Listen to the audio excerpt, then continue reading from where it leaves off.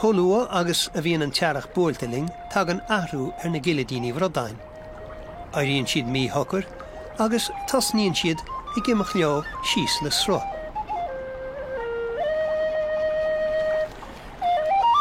Ach ní hin amháin é, tag an ahrú glán ar an dahabíoch ortha. Cailinn siad na spotí dearga agus untaíonn siad chug geal le harigid. Tá na gileadíní gléasta níis ina gcuid coltrachaí farige. Tá sláint an bhrodaine cohanis go cínte, agus iad ré chun an toras a dhéana a thuirigh síos go dtí an lochiad agus a sin go dtí an áin mhór.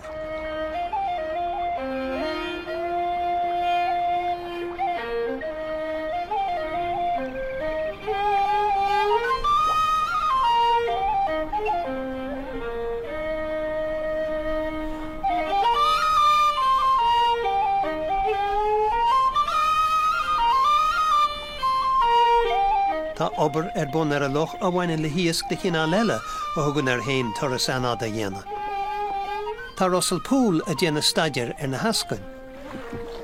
Ní hiad na brodaine bháin a dhéanaan taistil trasna na farige ó ebh na chuoine héireann.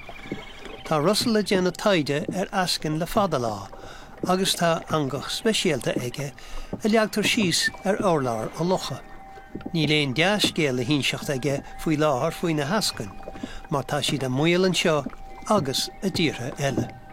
Tá cuidchas na hascain seo idir 20 agus 30 bliain dhaois, agus nar a tháinig siad go cósta na héireann, bhí siad chomh beag leis an luathóg seo agus níl siise ach bliain go leith dhaois.